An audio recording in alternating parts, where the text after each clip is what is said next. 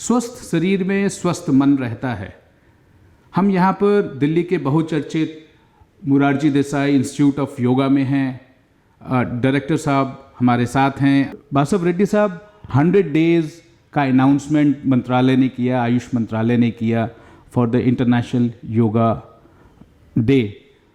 पूरी दुनिया में तो पॉपुलर हो ही चुका है। 150-200 कंट्रीज़ में लगभग योगा, इंटरनेशनल योगा डे पे योगा का एक्सरसाइज या डेमोन्स्ट्रेशन होता है।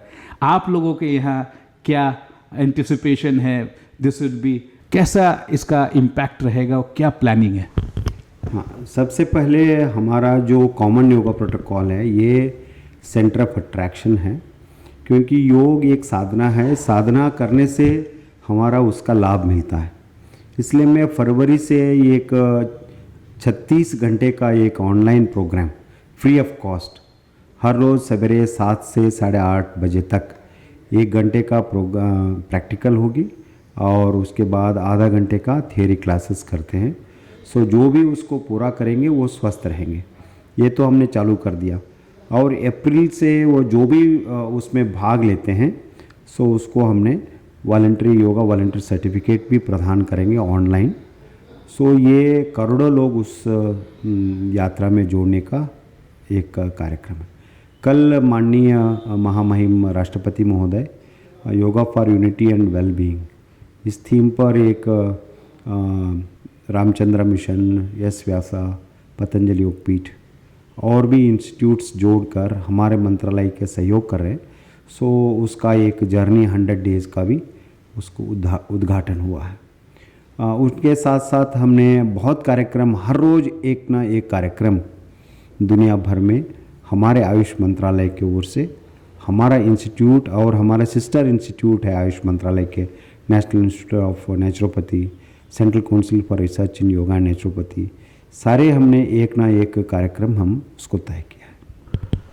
सर, अनफॉर्चुनेटली पिछला वर्ष बहुत ही डिफ़िकल्ट रहा।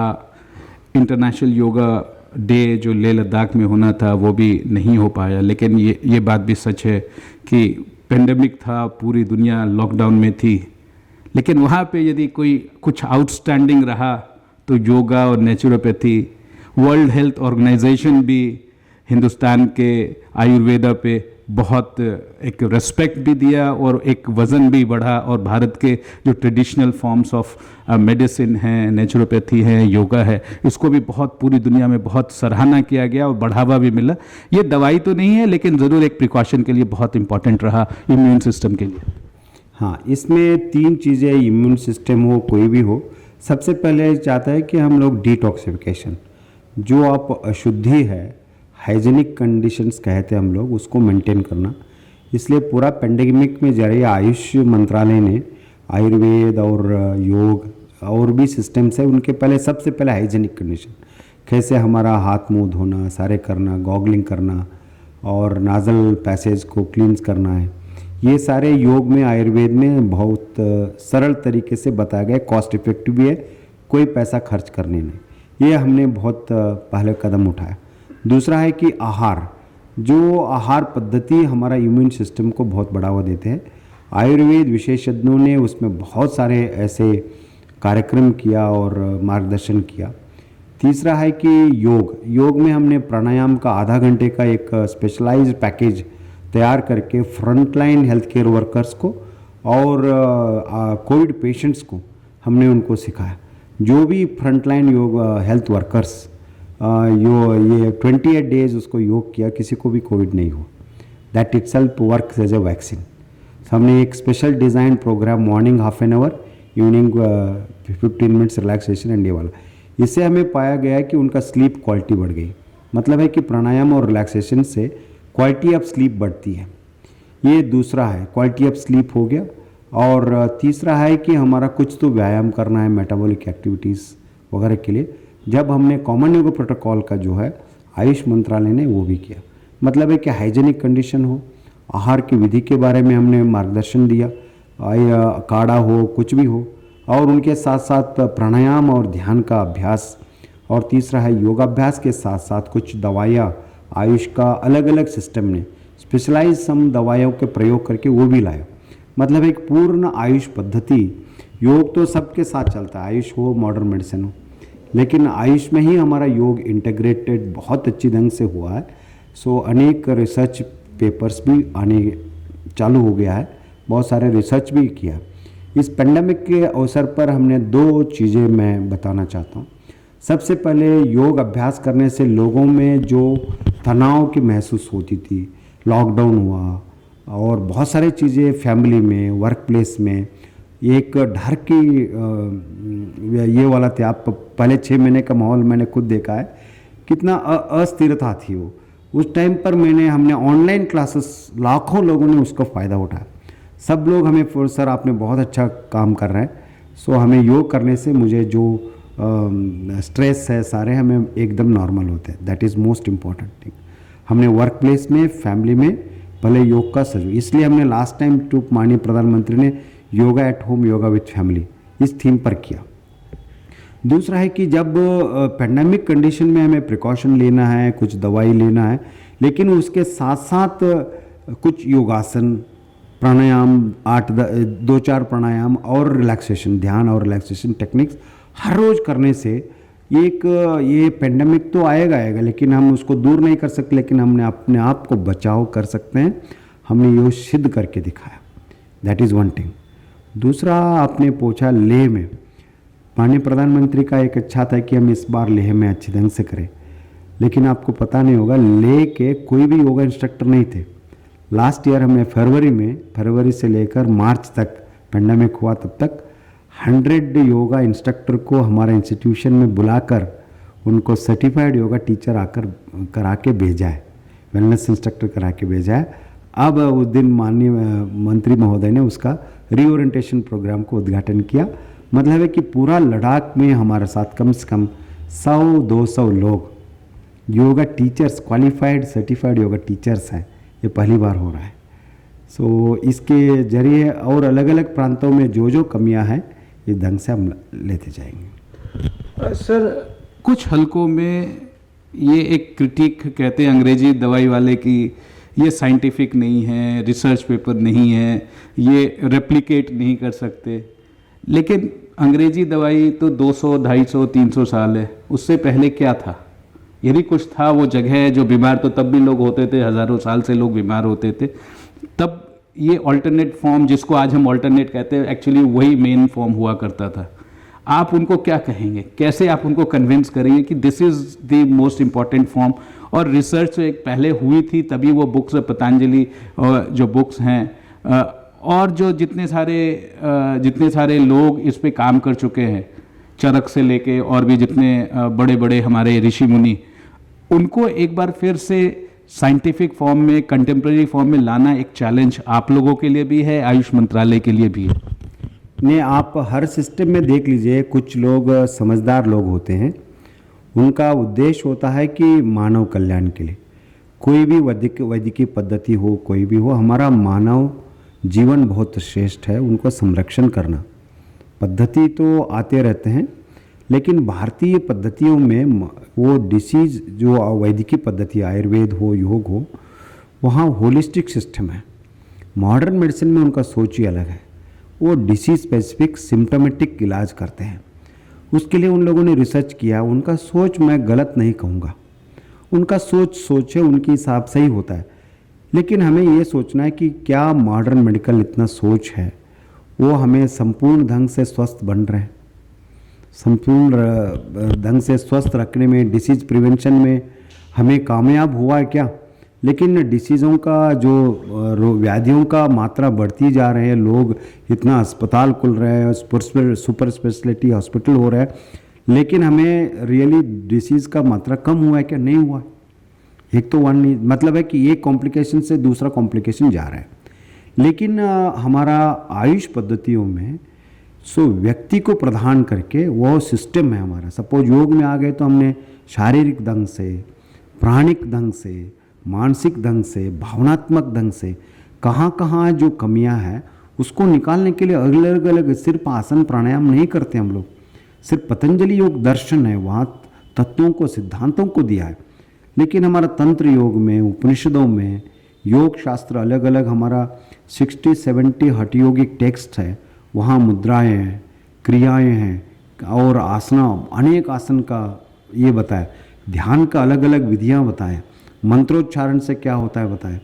ये सारे चीज़ें करने से हमारा शारीरिक स्वस्थता, मानसिक स्वस्थता, उसके साथ साथ हमारे सोशल कोड ऑफ कंडक्ट क्या करना है, मेंटल हाइजीन कैसे करना है, समाज में कैसे रहना है, कौटुंबिक परिवार में। इसलिए आयुर्वेद शास्त्र में दो है, सद्व्रत एंड ये वाला स्वस्थ व्रत। ये दोनों स्वस्थ व्रत और सद्व्रत, ये दोनों के बाद ऋतुचर्या, दिनचर्या, रात्रिचर्या, ये सारे नियमों को जो हम पालन करते हैं, ये हमारा संस्कृति है। इसलिए हमारा भारत में इतना दुनिया में हुआ, भारतवर्ष में, मैं सिर्फ हमारा देश नहीं कि भारतवर्ष तो हमारा अभी 70-75 ईयर्स का है, लेकिन उनको पुराना देख लीजिए, हमारा अफगानिस्तान से लेकर नेपाल, सिरमा, सारे इस प्रदेश में पेंडेमिक का असर इतना, आबादी ज़्यादा होने के बावजूद भी पेंडेमिक का असर इतना नहीं हुआ जो यूरोपियन यूनियन में हुआ, अमेरिका में हुआ है। इसका कारण है कि अभी भी हमारा ग्रास रूट में, गाँवों में और हमारा इसमें हम योग जीवन जी रहे हैं, आयुष पद्धतियों का जीवन जी रहे हैं। सही वक्त पर जागना, सही वक्त पर सोना, सही खाना, सही वक्त पर खाना और एक आराम का ज़िंदगी, सब मिलकर हमारा सुख दुखों को बांटना, सामाजिक व्यवस्था अभी भी हमारा बहुत मजबूत है ग्रास रूट में। मैं समझता हूँ कि ये आज का नीड है, ये हमारा सिस्टम है। सो वो उसके अलावा जो हमने अभी 45 मिनट का हमने योग प्रोटोकॉल निकाला, वही हमारा जीवन में सारे हमने सूक्ष्म व्यायाम का, उसका उद्देश्य अलग है, आसन का उद्देश्य अलग है। जो हम समझते हैं कि वो मोटापा कम करने के लिए, थोड़ा स्लिम बनाने के लिए आसन नहीं होता है। आसन द्वंद्व मुक्त करने के लिए होता है, प्राणायाम धारण करने के लिए, मन को योग्यता बनाने के लिए होता है, ध्यान हमारा चित्त को चेतना का अवस्था में लेकर जाने के लिए होता है।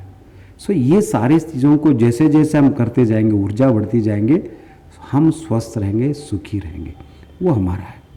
मैं आपका लास्ट में क्या है, मॉडर्न मेडिकल लोगों को हमें उनका तो है, लेकिन उनको समझने में, समझाने के लिए हमें उनका लैंग्वेज में बताना पड़ेगा। मैं इनकार नहीं करता हूँ, वो चाहते हैं कि हाँ आप तो कह रहे हैं कि आपका सिस्टम चलती है, लेकिन हम मुझे समझा दो। उनको समझाने के लिए उनका भाषा में हमें इसलिए हमने वो क्लिनिकल ट्रायल्स है सारे हैं, वो भी हमें अभी चालू हो गया है। योग में आपको पता है कि 5000 से ज़्यादा पिछले 16 साल पहले लिया तो 10,000 से ज़्यादा पीयर रिव्यूड इंडेक्स जर्नल में योग का आर्टिकल पब्लिश्ड है, वो भी ज़्यादातर मॉडर्न मेडिकल लोगों ने किया। सो कहने का मतलब है कि ये प्रक्रिया पिछले 2-3 दशकों से चालू हो गया है। अब योगा डे डिक्लेयर हुआ है 2014 में, 15 से हम चालू किया है। सो वहाँ से थोड़ा एक्सपोनेंशियल ग्रोथ हो रहा है कि बहुत सारे क्वालिटी स्टूडेंट्स यहाँ हमारे अंदर आ रहे हैं। सो ये क्वालिटी स्टूडेंट्स आएंगे, अब रिसर्च बढ़ेगी। जब रिसर्च बढ़ेगी, हम ज़रूर मॉडर्न मेडिकल लैंग्वेज में हमारा जो पूर्वजों ने किया है उनको उनके लैंग्वेज में बताकर सिद्ध करने का प्रयास भारत सरकार की ओर से हो रहा है।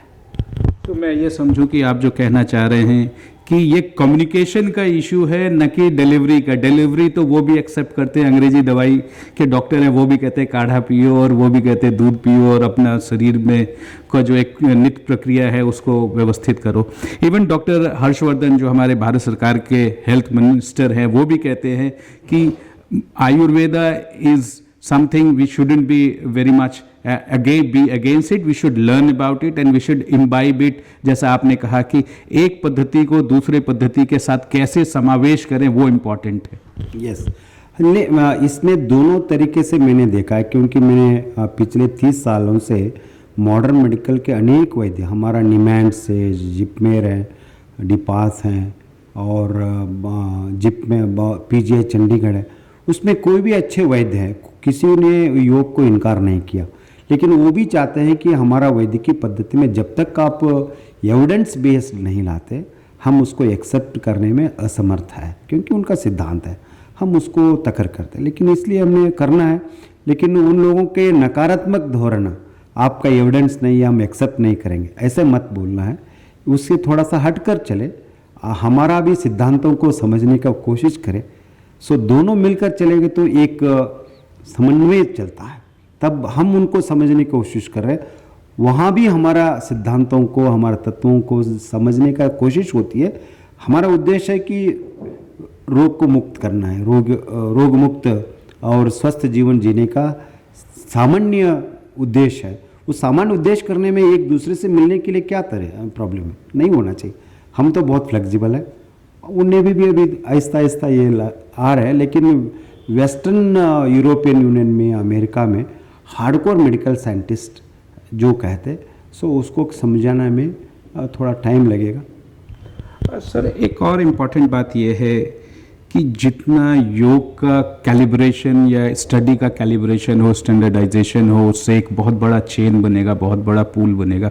और आपका जो भारत में एक नंबर 1 सेंटर है, ये इस पे बहुत पूरी दुनिया की नज़र है, हिंदुस्तान की नज़र तो है ही कि कैसे वो स्टैंडर्डाइजेशन, जैसे बीए हो, एमए हो, पीएचडी हो, एमफिल हो, इसमें योग में भी ऐसे कोई स्टैंडर्डाइजेशन हो। सबसे पहले हमने कहा कि योग साधन में भी इतना स्कूल्स है, शिवानंद योगा, श्री श्री योगा, पतंजलि योगा और बहुत सारे हार्ट योगा, अनेक प्रकार। आजकल बाहर में जाएगा तो इन्हीं नामों से योग को जाना जाता है। भारत सरकार ने जब अंतर्राष्ट्रीय योग आयुष मंत्रालय ने हमने क्या किया, सब मिलकर एक कॉमन योग प्रोटोकॉल, ये सभी का सिद्धांतों को, तत्वों को, साधनों को मिलाकर एक सामान्य कार्यक्रम बनाए। ये बहुत महत्वपूर्ण कदम है, एक हिस्टोरिकल डिसीजन था। सो सबसे पहले आपको योग कैसे करना चाहिए एक हमने दिशा दिया। हम उनको अभी वॉलंटियर सर्टिफिकेशन करने जा रहे हैं। वो योग प्रोटोकॉल सिखाने के लिए टीचर चाहिए, हमने प्रोटोकॉल इंस्ट्रक्टर का सर्टिफिकेट चाहिए। अब हमने वेलनेस सेंटर खुल गया, अभी स्टूडियो चाहते हैं हम लोग, उसके लिए सिखाने के लिए 400 घंटे का एक कितना घंटे चाहिए, 400 घंटे, उसको वेलनेस सेंटर का सर्टिफिकेट चाहिए। स्कूलों में, कॉलेजों में योग शिक्षक चाहिए, उनको सिखाने के लिए 1 साल का डिप्लोमा, उनको हमने सर्टिफिकेशन चालू किया। और आपको थेरेपिस्ट चाहिए, 3 साल की डिग्री चालू किया। उनको सिखाने वाला मास्टर चाहिए, 2 साल की मास्टर डिग्री चालू किया। उसमें संशोधन चाहिए, पीएचडी डिग्री चालू किया। और थेरेपिस्ट चाहिए, योगा थेरेपिस्ट, और मेडिकल डॉक्टर्स और नर्सिंग स्टाफ है सारे हैं, वो भी योगा करना, फिजिशियन बनना चाहिए, उसको योगा थेरेपी डिप्लोमा चालू किया। मतलब है कि जो नीड आता है समाज के हर तरह के नीड है। हमारा वेलनेस अलग है, टीचर अलग है, थेरेपिस्ट अलग है, और स्पिरिचुअल मास्टर्स अलग है, ओरिएंटेशन पर्सनालिटी डेवलपमेंट प्रोग्राम्स अलग है, और मैनेजमेंट, स्ट्रेस मैनेजमेंट कहते हैं हम लोग। इसके लिए अलग अलग स्किल चाहिए। ऐसे स्किल के अनुसार हमने अलग अलग प्रोग्राम, अलग अलग कोर्सेस बनाया, डिज़ाइन किया। अब हमने पहले सर्टिफिकेट चलाते थे, बाद में डिप्लोमा, बाद में डिग्री। अब इस बार हमने 4 से 5 पोस्ट ग्रेजुएट डिग्री चालू करेंगे। वहाँ हमने विशेषज्ञों को तैयार करेंगे। उसके बाद हमने हर क्षेत्र में, अभी गांव से लेकर महानगरों तक, हर स्कूलों में लेकर हमने महाविद्यालय तक, विश्वविद्यालयों में योग का जो मात्रा है उसी ढंग से हमने टीचर ट्रेनिंग तैयार करें, ये हमने चालू किया। और उसके साथ साथ भारत सरकार ने योगा सर्टिफिकेशन बोर्ड स्थापित किया 2018 में। ये सारे सर्टिफिकेशन, 8 से 9 सर्टिफिकेशन प्रोसेस वहाँ है। वॉलंटियर मतलब आपको डिग्री हो ना हो, लेकिन आपका स्किल एंड नॉलेज है, आप उसमें बैठकर ये प्रमाण पत्र भारत सरकार से प्राप्त कर सकते, कोई भी है। 10 से ज़्यादा हमारा सर्टिफिकेशन प्रोसेस वहाँ तय करें। आदरणीय, आप कितना प्रोत्साहित हैं कि जहाँ अंग्रेजी दवाई या हॉस्पिटल्स हैं वहाँ पे ऑल्टरनेटिव मेडिसिन, योग और आयुर्वेदा का भी अब एक ऑप्शन खुलता जा रहा है। एक योग से जो बच्चे यहाँ से पास होते हैं या कहीं से पास होते हैं, उनके लिए एक एवेन्यूज़ खुल रही हैं। पूरे हिंदुस्तान में स्टेट गवर्नमेंट्स भी हॉस्पिटल के साथ एक अल्टरनेट थेरेपी के नाम से कहते हैं, या आयुर्वेदा के नाम से कहते हैं, या योगा के नाम से कहते हैं, वो सेंटर्स खुल रहे हैं, वो डिफाइंड हो रहे हैं, धीरे धीरे वो सेग्रीगेट हो रहे हैं कि उनको क्या कहा जाए, कैसे कहा जाए। लेकिन ये एक पॉजिटिव एफर्ट की शुरुआत है। आप इसको कितना बड़ा मानते हैं, और इसके लिए जो योग से जो बच्चे हैं या आयुर्वेद से जो अल्टरनेट मेडिसिन के जो बच्चे हैं, उनके लिए ये कितना प्रोत्साहित है, वो कितना इंकरेज्ड हैं? आपको तो वो बच्चे हमेशा मिलते होंगे। नहीं, इन तरह से दो तरीका है। योग में कोई क्षेत्र में इतना आपने डिग्री देते हैं, IIM हो, IIT हो, यानी मेडिकल ग्रेजुएट्स हो, सभी कॉलेज में उत्कृष्ट हर आदमी निकलते नहीं हैं, क्रीम कहते हैं हम लोग। सो जहाँ जहाँ हमारा इंस्टीट्यूशन में जितने भी अच्छे बच्चे हो, कोई खाली नहीं होता है। एक महीने का भी कोर्स करते वो टीचिंग में लगा देते, इतना हम व्यवस्थित ढंग से करते हैं। मतलब एक motivation and knowledge and skill. योग में क्या होता है, जब आप उनको मजबूर करते योग जीवन जीने के लिए, तब वो कभी भी पीछे नहीं हटता। फर्स्ट ऑफ ऑल हमें योग का लाभ, मैं लाभान्वित हूँ, मैं प्रेरणादायक हो जाता है अपने आप। कोई भी आप पत्रकार है, 2 घंटे में योग शिक्षा, मैं 1 घंटा अभ्यास करूँगा, 2 घंटे में टीचिंग करूँगा, बाद में मेरा टीवी वगैरह सारे करेंगे। हमारा बहुत सारे लोग ऐसे हैं।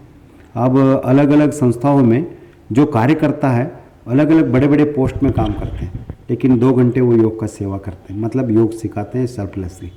This is one aspect. जो आयुर्वेद में अभी हमने हर में योगा इंटीग्रेट हो गया। अभी मॉडर्न मेडिसिन में भी अभी नेशनल कमीशन में आ रहे हैं, योग को हमने वहाँ कुछ क्रेडिट लाकर हमने इंट्रोड्यूस करने के प्रयास कर रहे हैं। मतलब योग तो करो कम से कम, बाद में उसका लाभ आपको लगेगा तो अपने आप सोचेंगे हम उसको कैसे इंटीग्रेट करें। सो इसी ढंग से आप जानते हैं कि बहुत सारी चीज़ें हमारा भारतवर्ष के इंटीग्रेट हो चुका है दुनिया के अलग अलग ढंग में। हमारे सिस्टम में भी इंटीग्रेट है। आने वाले दिन में वो लोग महसूस करेंगे योग का इंटीग्रेट करने से, आयुर्वेद हो या मॉडर्न मेडिसिन हो, उनका सिस्टम का जो आउटपुट है, उनका रिजल्ट्स है और भी मजबूत होगा। इसलिए कोई भी इनकार नहीं करते। वहाँ स्वस्थ वृत्त और योग डिपार्टमेंट आयुर्वेद में है, यूनानी में भी चालू किया, होम्योपैथी, सिद्धा में तो बहुत सारे योगी का ही सिद्ध और योग सेपरेट नहीं हो सकता, आयुर्वेद और योग सेपरेट नहीं हो सकता।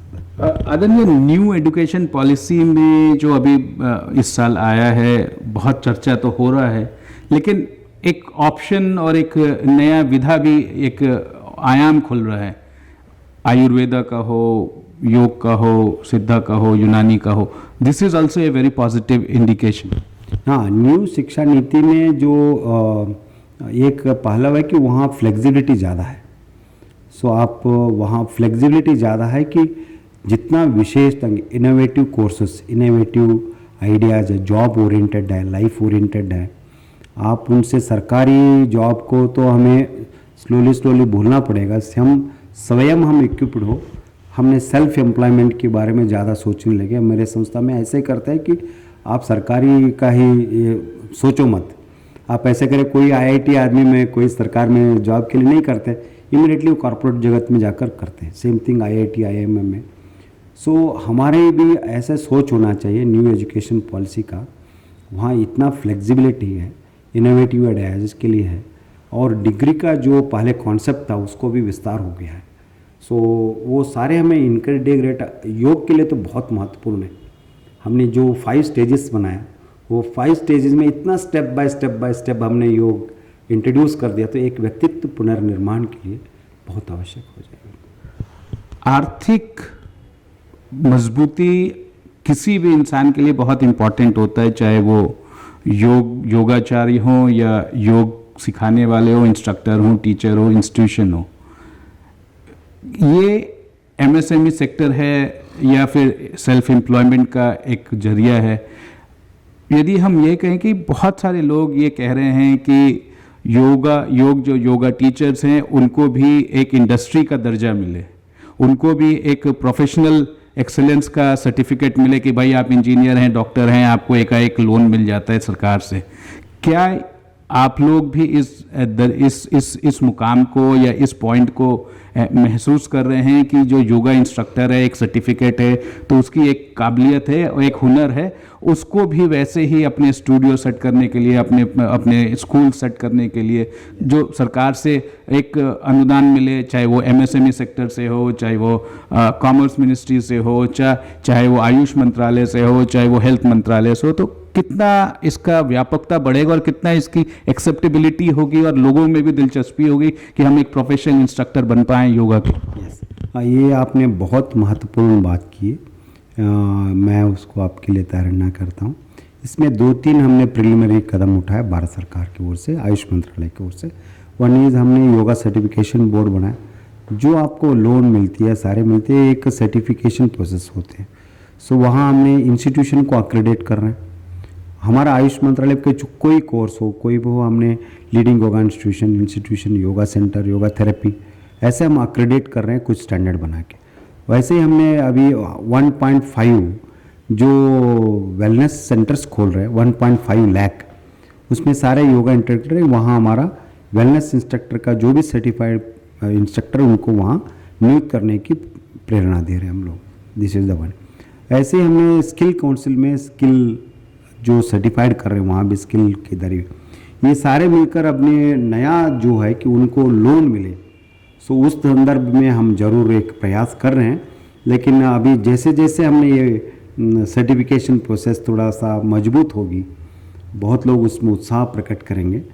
पहले से ज़्यादा उत्साह, अभी अवेयरनेस भी नहीं था, या अवेयरनेस आ जाएंगे तो ज़रूर ये प्रोग्राम करने के लिए इतना वो वेलनेस स्टूडियो खोल सकते हैं, ये थेरेपी सेंटर खोल सकते हैं।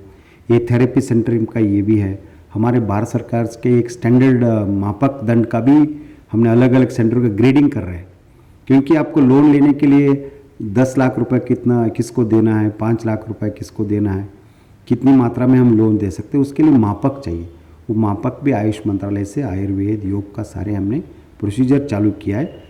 कुछ ही दिनों में, कुछ ही महीनों में भारत सरकार ने पूरा करने के बाद ज़रूर कुछ कदम एक इंडस्ट्री के दर्जा हमने योग एज ए योगासन एज ए कॉम्पिटिटिव स्पोर्ट ये लाया है कि that is it's help is a big boost होता है। वहाँ बहुत सारे जो इक्विपमेंट्स हैं, मैट्स हैं, जो ड्रेसेस हैं, बहुत सारी चीज़ें हैं, उसका बढ़ावा मिलता है। सिर्फ हमने एक खिलाड़ियों को मत सोचिए, वेलनेस का सोचिए, उसके साथ साथ पूरा इंडस्ट्रीज़ का है। आप अमेरिका में जाइए, पिछले दशकों में $1 बिलियन वेलनेस इंडस्ट्रीज़ है। सो योग is an integral part in this $1 billion business across the world, not only in India. So therefore in that case आपका एक ही मैं बाकी का चालू है, लेकिन इन लोगों को जो लोन है, लोन का सुविधा चाहिए स्टूडियो खोलने के लिए, थेरेपी सेंटर खोलने के लिए, एक योगा सेंटर खोलने के लिए, पहले उसको मापदंडन चाहिए। वो मापदंडन का कार्यक्रम ऑलरेडी हमने कर चुके हैं। जैसे जैसे होगा हमने कॉमर्स मिनिस्ट्री से, अलग अलग मिनिस्ट्री से बात करके आने वाले कदम उठाएंगे। Adaniya, thank you very much for a detailed input on the whole aspect of योग, wellness, Ayurveda, alternate form of medicine. एक आखिरी सवाल मेरा ये है कि जो पब्लिक एट लार्ज वो समझती है योग अलग है, आयुर्वेदा अलग है, ये इन दोनों का कोई मिलान नहीं हो सकता, ऑल्टरनेट मेडिसिन अलग है, ये सब एक, कैसे आप उनको कन्विंस करेंगे कि this is all part of जो आप जहाँ से हमने बिगिन किया था ये इंटरव्यू, आपने कहा सबसे पहले शरीर को शुद्ध करना वो इम्पॉर्टेंट है। वो कैसे होता है, अंग्रेजी दवाई से होता है, हिंदी ऑल्टरनेट मेडिसिन से होता है, ट्रेडिशनल मेडिसिन से होता है, जैसे हो, सबसे पहले हमें शरीर को शुद्ध करना है, वो इम्पॉर्टेंट है। तो आप हमारे दर्शकों को आप कैसे ये कन्विंस करेंगे कि योग, आयुर्वेदा, मेडिसिन, काढ़ा, ये सब की ज़रूरत है और सब मिलकर के एक साथ काम करते हैं? मैं आपको एक बात बताता, योगा आते ही योगा इज एसेंशियल स्पिरिचुअल। योग एक आध्यात्मिक साधना है, आत्म साक्षात्कार के लिए है, लेकिन चलते चलते वो मन केंद्रित, मन हमारा शांत नहीं होगा, आत्मिक विकास नहीं हो सकता, आत्मिक का अनुभूति नहीं हो सकता। लेकिन ये योगा पूरा माइंड सेंट्रिक प्रैक्टिसेस हैं। लेकिन बाद में तंत्र में आने वाले दिन में थोड़ा आसन का ज़्यादा जोर दिया गया, क्लिंचिंग प्रैक्टिसेस। लेकिन पहले से ही आयुर्वेद में योग का इंटीग्रेशन 100% होता है, क्योंकि वो पूरा इंटीग्रेटेड साइंस है। वो दवाएं शरीर के लिए देते हैं, लेकिन मन का जो भी है योग का इस्तेमाल करते हैं। इसलिए जैसे जैसे हम कहते हैं कि हमने अभी शरीर का हो गया, हम आयुर्वेद का इस्तेमाल करना पड़ेगा। सिर्फ आसन से हम संपूर्ण ढंग से बीमारियों को इलाज नहीं कर सकते। मॉडर्न मेडिसिन तो 200 साल से है। 2000 साल के पहले क्या था? हमारा आयुर्वेद ही हमारा व्याधि का उपशमन करने के लिए। इसलिए पुरातन काल से ही आयुर्वेद और योग, लेकिन आज अभी ब्रांचेस बन गए। सपोज आपने फिजिक्स में, मेरा सब्जेक्ट वहाँ लिया, तो पहले फिजिक्स से एक सब्जेक्ट था, अब तो इलेक्ट्रॉनिक्स एक सेपरेट हो गया, सॉलिड स्टेट एक सेपरेट हो गया, क्वांटम मैकेनिक्स एक सब्जेक्ट्स हो गया, एलिमेंट्री फिजिक्स एक सब्जेक्ट्स हो गया। जैसे ही वो बढ़ते बढ़ते योग में आ गया, अभी मेडिटेशन सेपरेट होने जा रहा है, अब प्राणायाम का भी आगे बढ़ेगा तो वो भी बढ़ेगा। लाइक दिस अलग अलग ब्रांचेस आगे बढ़ेगा। लेकिन होलिस्टिकली देख लिया तो आयुर्वेद में हमारा शारीरिक से ज़्यादा देते हैं, लेकिन वो भी मन पर बात करते हैं। लेकिन योग में मन पर ज़्यादा बात करते हैं, शारीरिक पर कम करते हैं। दोनों मोला लिया तो एक अच्छी इंटीग्रेटेड होलिस्टिक सिस्टम हम ला सकते हैं। हमारा प्रयास आयुष मंत्रालय में आयुर्वेद और योग सब सिस्टम के साथ चलते हैं, लेकिन उनके बिना हम चल नहीं पाते। यू मीन टू से कि इसकी व्यापकता इतनी बढ़ गई है, इतना ज़्यादा हो गया, इतने सारे रूट्स और शूट्स इसके निकल गए, लेकिन अंत में योग और आयुर्वेद ही मेन है। उसके कितने आयाम हैं वो उसकी व्यापकता दिखाती है, न कि उसकी संकीर्णता। हाँ, योग तो हर वैदिक सिस्टम के साथ चलता है, लेकिन आयुर्वेद में तो पहले से ही इंटीग्रेटेड है। पहले से पुरातन काल से ही आप आयुर्वेद जो अष्टांग योग का तो पहले से इंटीग्रेटेड है, वो ये नहीं। लेकिन योग का अलग अलग आयाम है, क्योंकि वो स्पिरिचुअल प्रैक्टिस है, मन केंद्रीकृत प्रैक्टिसेस है, सो इसलिए उनका व्यापकता अलग सिस्टम पर भी पड़ता है। मैं कहने का बात आदरणीय, क्या ये पूरे हिंदुस्तान में आप लोगों ने जो एक मुहिम चलाया है योग को इंटीग्रेट करने में, this will make the whole of India more healthier? हाँ, जरूर। एक प्रधान की स्वस्थ भारत, जो हमें फिट इंडिया का बात करते हैं माननीय प्रधानमंत्री जी, हेल्दी इंडिया स्वस्थ भारत, सो उसमें योग का जो है प्रिवेंशन, आधा घंटे पौने घंटे योग अभ्यास करने से बहुत सारे लाइफस्टाइल डिसऑर्डर्स को हम प्रिवेंट कर सकते हैं। और दूसरा, हमारा जो मेटाबॉलिज्म ठीक हो जाती है, स्ट्रेस कम हो जाती है, स्लीप का क्वालिटी बढ़ती है, क्वालिटी ऑफ लाइफ बढ़ती है। Life is more than important. Disease तो रहते हैं, लेकिन उसके अलावा हमें एक वेल बीइंग का concept, I eat well, I sleep well, I talk well, I work well, ये कॉन्सेप्ट योग के जरिए 100% होता है। मेरे हिसाब से as a student, well being का कॉन्सेप्ट है, yoga for well being is most appropriate, and that's why yoga is prevalent today. Thank you very much for the detailed input. Thank you. नमस्कार। जय हिंद, जय भारत।